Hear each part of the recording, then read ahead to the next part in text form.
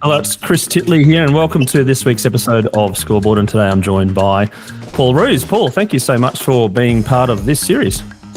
No worries. Good to chat to you. Thanks.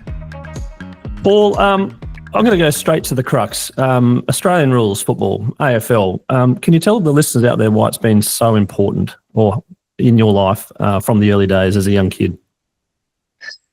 I mean, probably a number of reasons. There's a reason of connection, which I think sport gives you a really good connection because we're all looking for, trying to fit in, whether that's at school when I went to Domo High School or whether, go to university or when you go to work. So I was really fortunate to play a lot of sport growing up. So I think the significance was firstly, just finding a group of like-minded people, and going down to Fitzroy, I was able to do that.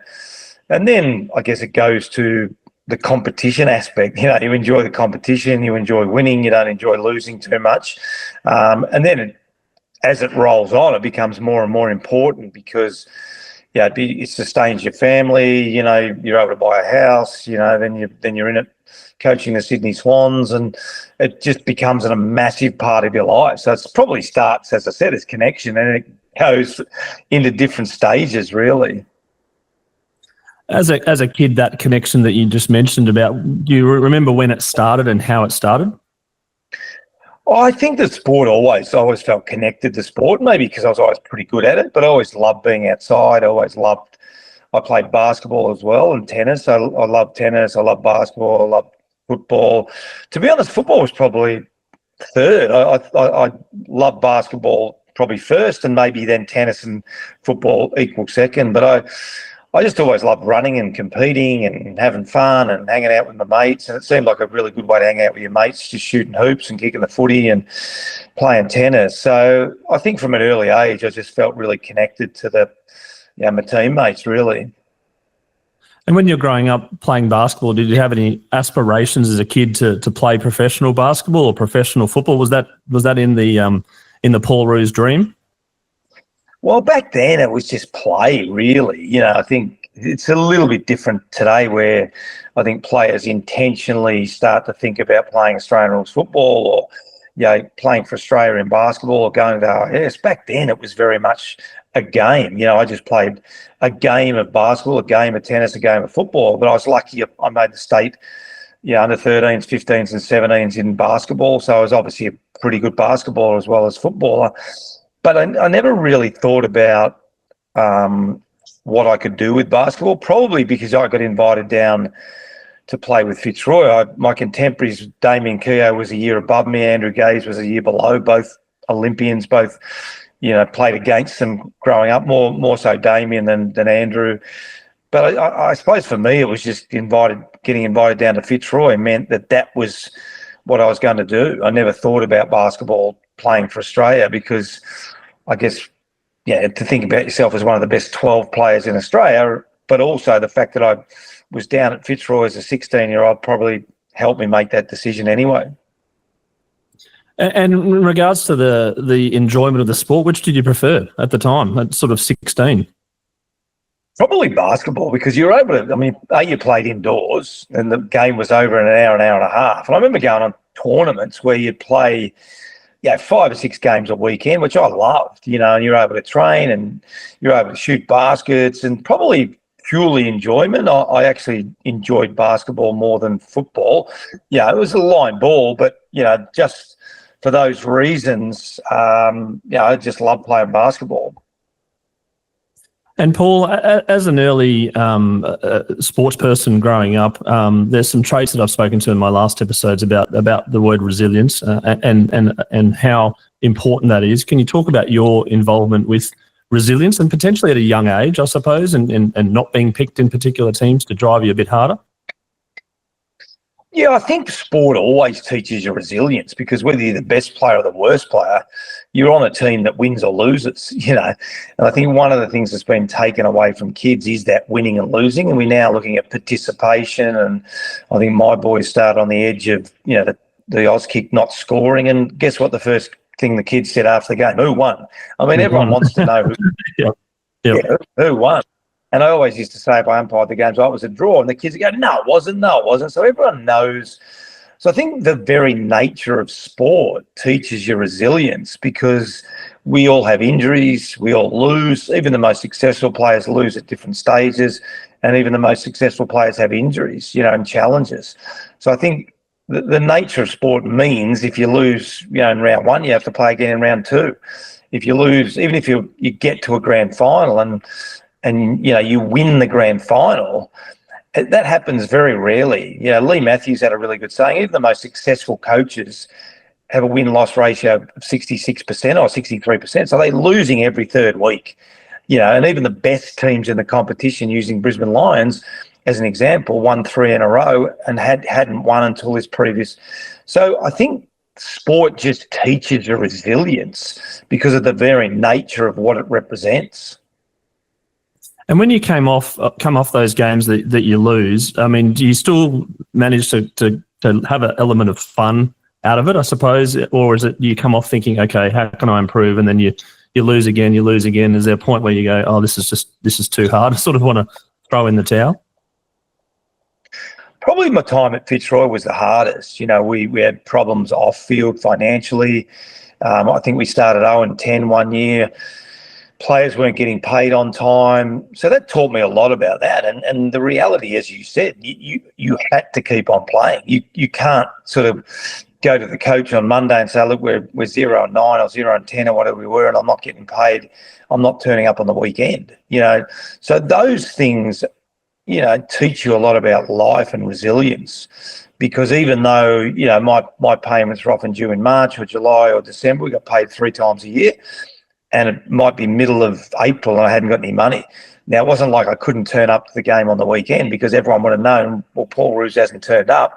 I think I was captain of the club at that time, So, I remember those things. And whilst they were frustrating at the time, they certainly taught me really valuable lessons now. And when I look back and I realise not how fortunate I was, because you're never fortunate when you're not getting paid, or fortunate that you're playing in a bad team. But I think there's a really good saying that, things happen, for you, not to you, and the reason they happen was for me, and what was the lessons I learned from them. At your peak, you're one of the great AFL players. I'm interested to know what characteristics and traits that you worked on the most during that time when you were at your peak. Was it skills? Was it fitness? Was it eating? Was it all sorts of different things? And how much, I suppose, was up here? Yeah, it's a good question. I think it's sort of hard to analyse yourself. When I get asked that question, it's sort of hard to know. But I think my greatest strength was knowing what I was good at and what I wasn't good at. And I think that's really important, because sometimes we focus too heavily on the things we're not good at, and then we start to work on them. And I'm not suggesting you don't do that. But I think the really good players that I've seen know what they're really good at and make sure they're their absolute superpowers. And I think that was my case. I wasn't a great athlete, but I was a pretty good endurance runner. So I made sure I ran really hard in every game and tried to outrun my opponent. I think through basketball and tennis, through playing other sports, I was really smart and I could read the game really well. And I used that to my advantage. So I think they were my greatest traits. And I think when you say above the shoulders, I think a lot of what I did was above the shoulders, thinking through the games, thinking through my opponents. And that was before we really did a lot of analysis on our opposition. But I always remember, if I'm playing on Stephen Kernahan, he would do this. If I played on Terry Danaher, he would do this. If I played on Peter Foster, Wayne Carey, I had to play like this. So I think a lot of my game was played above the shoulders, and I was able to translate that into, almost visualising the game before visualisation became, normal or normalised. What was the game going to look like, and how was I going to have to play the game, and play that out before I actually played on the weekends. And the night before games, what did you have a ritual? Were you superstitious? Were you nervous? Were you excited? Very superstitious. Most players are superstitious. I'd get to bed at 9:30. I'd eat spaghetti bolognese. I'd get up at 10 and have 8 pieces of toast before. Yeah, everything's really, really superstitious before a game. I was never really nervous. I was pretty calm, probably more excited than nervous, because, you got to remember back when I was playing, training was almost harder than the games. So when you got to game day, it was almost a relief going, oh, fantastic. I actually don't have to train. I'm going to go and play a game today. And it was somewhat cathartic just to be able to go out and play your own game without a 2.5 hour, 3 hour session on a Tuesday night and the coach screaming and yelling at you and then getting off and trudging home and eating dinner at about 8 o'clock at night and getting to bed, then going to work the next day. So games were actually pretty cool because you're able to sleep in, you're able to get the footy on your own time, watch the seconds play, hang out with your mates, and then run out in the field, which was pretty cool.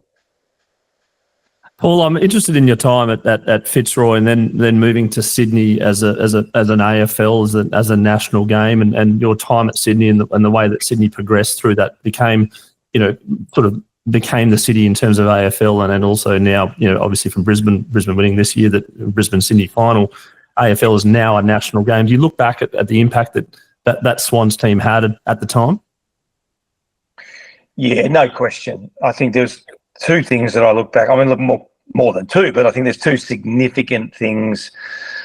In my time, I think Tony Lockett going to Sydney was incredibly significant. He was the biggest figure in AFL at the time, and Ron Barassi was up there, which was great. But then Tony coming in '96, I think, really put the Swans on the map, as well as the performance of making the grand final in 1996. I think that was enormous for the sport. We probably weren't ready to win a premiership because we started to gather support. And then obviously 2005, 9 years after playing in a grand final, then we had a lot more bolted on supporters, a lot more credibility, a lot more consistent, finals appearance, with Rodney Eade coaching 96 and through his tenure and then myself. So I think we were ready to win it in 2005. As much as I would have wanted to love winning it in 96, I don't think the club was set up to win a premiership or the AFL was set up to win a premiership. But in 2005, they were. And when you look at the national competition now, I think the 2005 premiership on the back of the Brisbane Lions winning in 01, 02, 03, and then Port won it in 2004. But the Northern States, what Lee Matthews did with his team in 1, 2 and 3, and then what we were able to do in 05 and 06, playing back-to-back grand finals, I think significantly cemented the AFL as a truly national sport, particularly in the Northern States, New South Wales and Queensland. Before we get into 05, I'm curious about 96, your experience looking back on it, the whole day, the whole fanfare of a grand final, what you did on the day and I suppose the experience per se. Can you talk about that? Yeah, well, when I went to Sydney in 94, end of 94 for 95, I didn't think we'd ever play in a grand final. I thought we'd maybe make the finals, with Tony coming up, with Paul Kelly, Andrew Dunkley, Darren Creswell, Mark Bay, some young players coming in, some other really good players, Kevin Dyson, Stewie Maxfield, Craig O'Brien. So I thought we started the nucleus of the team, but I didn't think we'd ever play in a grand final in 96. So that was amazing for me, not having been able to do it at Fitzroy, played in preliminary final. And it's sort of then it becomes your best footy day and your worst footy day rolled up into one, which is pretty weird. Your best footy day because you're playing in a grand final, you're running out in the MCG, you're absorbing the atmosphere, which is just incredible. And then the siren goes to start the game and the excitement of playing in the game. And then there's a point for us in the last quarter where you realise you're not going to win and then the siren goes. So then the disappointment and the realisation of how hard it is to get there. And then you start to think, gee, am I ever going to get there again? So it's a great day and a bad day all rolled up into one. It sounds like sport, the analogy, all in one day. Yeah, it is. I mean, if you sort of could put your career in one day, it probably is a great analogy of what it looks like. You get the highs, you get the lows, and if you win it, then it's extremely fortunate. If you lose it, you're disappointed. So, and that's what sport teaches you. That's what sport's all about. And as much as we want to win every game, as I said before, sport is a lot about bouncing back and losing. That's the nature of when you choose to become an athlete. That's what can happen. And Paul, when you retired from AFL, was it an easy decision? And then I suppose the transition post AFL into thinking about becoming a coach? Yeah, pretty much. 1998, I think I might have been able to get another year. And I think the club might have said, look, would you think about coming back? And But I was pretty much done then. Your body, can't do what your mind wants it to do. And, when you become when you were a pretty good player and you start to lower your standard, that's pretty hard too, to sort of walk off the field knowing you can't do what you used to be able to do. So it was a pretty easy decision to retire. I then went overseas, lived with Tammy's parents for 10 months in America, which I enjoyed, did some research, a lot of sports I was able to go and visit, which is great. Came back in 2000, worked on the Olympics for C7, became a part-time coach. So it probably wasn't until the end of that year I started to become full-time assistant coach in 2001 that I started to think about, did I ever want to become an AFL coach? But I didn't even really think about that until Rodney Eade gave it away, and then they asked me to do the job. I always thought, I'm an assistant coach now. I'll take the time, the opportunity to learn the ropes, and then eventually I'll make the decision whether it's something I want to do. So even that decision came around really, really quickly. And then 4 years from there, you're in a grand final again. What was the feeling like as a coach in 2005, being on the other side, I suppose, not as a player, and seeing all those players experience what you experienced as a player? Yeah, it's dramatically different. Like as a coach, you're relying on so many people, your board, your CEO, your footy department, the players, obviously, medical fitness, everyone within the organisation. As a player, as much as you are relying on your teammates, there's no question about that. A lot of what you do is individual. You prepare yourself well, you eat well, you train well, you turn up, and then you're relying on your teammates on game day. So it's dramatically different. But to win a premiership as a coach was just amazing. And then you realise, as I said, how much time and effort goes into it, not just the people of that year, but when you run on the ground and you see past players, past administrators, fans, members, sponsors. 70 odd years. Yeah, 72 years. And at the start of 2003, we were picked to finish on the bottom of the ladder. So it wasn't like we were expected to play in a premiership during that time. So, 72 years of past players, past administrators, members and sponsors, and then to run on the ground and the current group of players. I think you probably didn't realise the enormity of it at the time. You mentioned 72 years.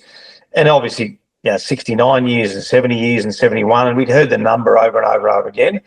But I think until that happened, you probably didn't realise how many people were positively impacted by winning a premiership.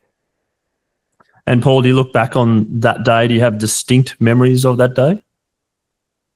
Yeah, I do. I was really fortunate I sort of made a conscious effort the night before to try and, enjoy the situation, win, lose or draw, and because I'd done that. Everyone talks about being present, but I was really present after the game, and we stayed in the coach's box and we congratulated each other. I remember we were lucky.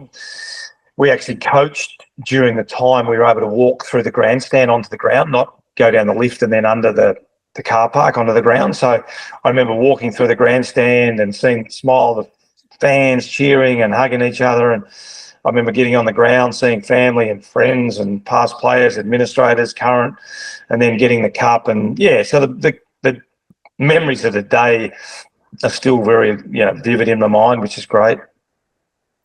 And Paul, the question around the end of your coaching career then about what to do after that. Now you've been a player and then you've been a coach, and did you have something in mind? Were you working on something? What's Paul Roos doing now?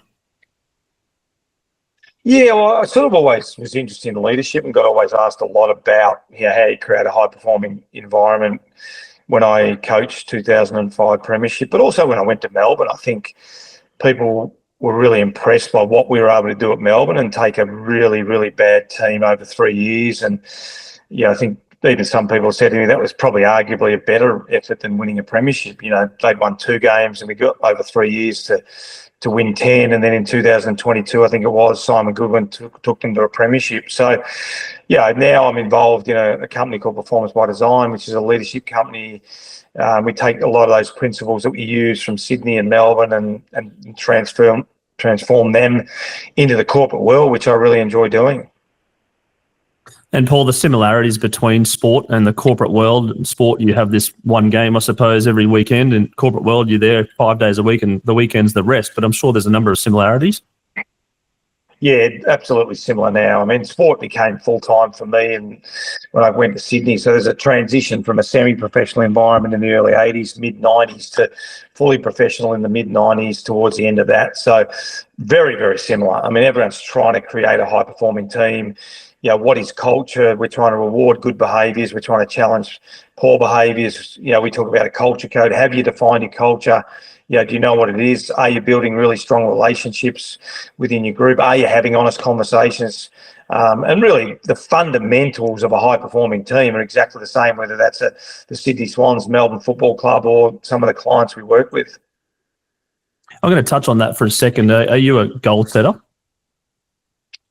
More process than goal setting. And I think I see them as the same thing.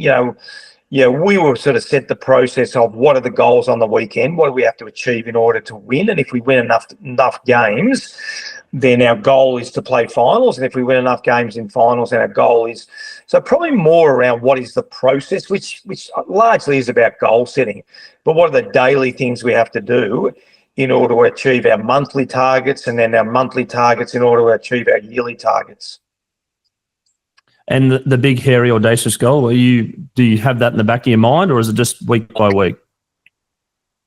Yeah, I think you've always got to know where you're trying to head. There's no question about that. We always wanted to win a premiership, but we didn't largely talk about it. We always knew it was there, and I think that's the key to it. Because sometimes big, audacious goals scare people off. If you've got a goal of winning a premiership, which every team does, but if it's written on the board every single day and then suddenly you start 0-4, I think Brisbane are a really good example.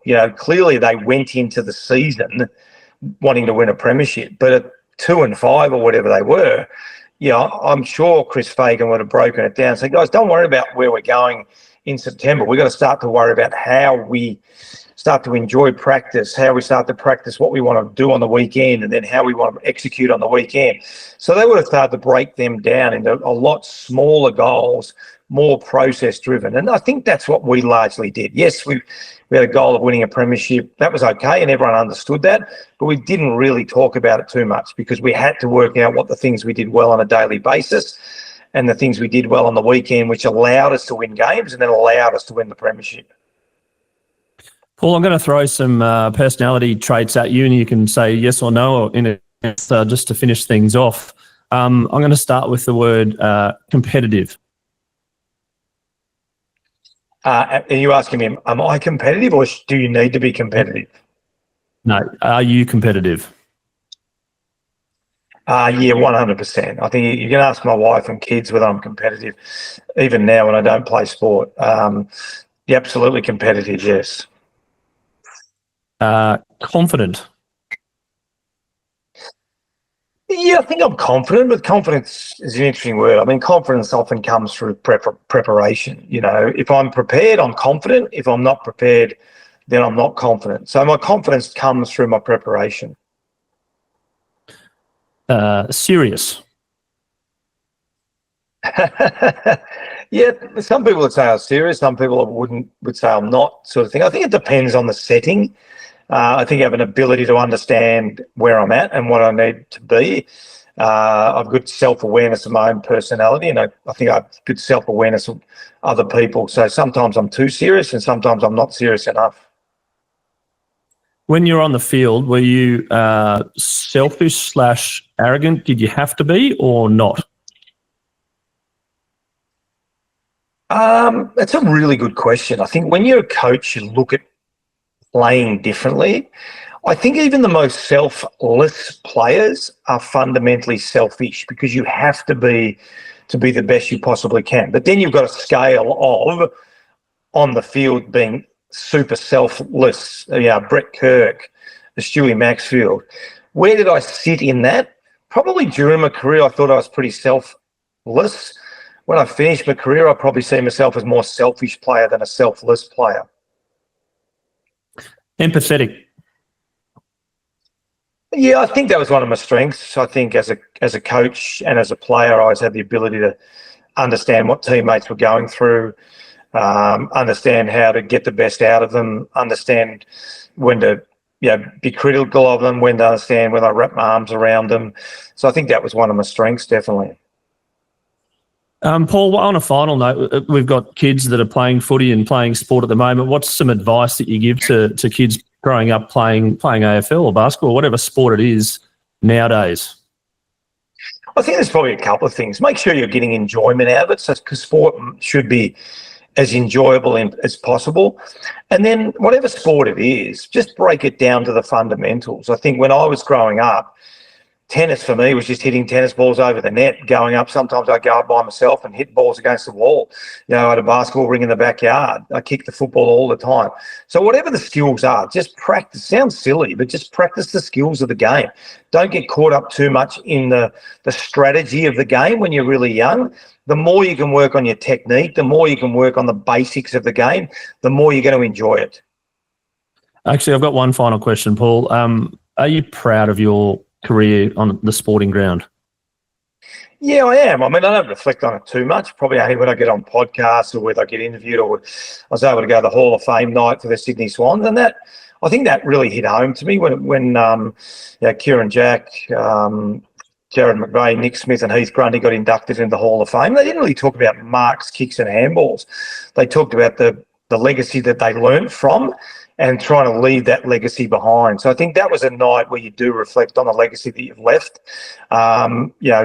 Fitzroy, I enjoyed my time at Fitzroy, got great mates there. And then I think the legacy that we all left at Sydney still stands to this day under John Longmire, which is fantastic. Paul, thank you so much for being on the Scoreboard podcast. Very much appreciate you taking your time and looking forward to catching up. Thanks a lot, mate. Really appreciate it.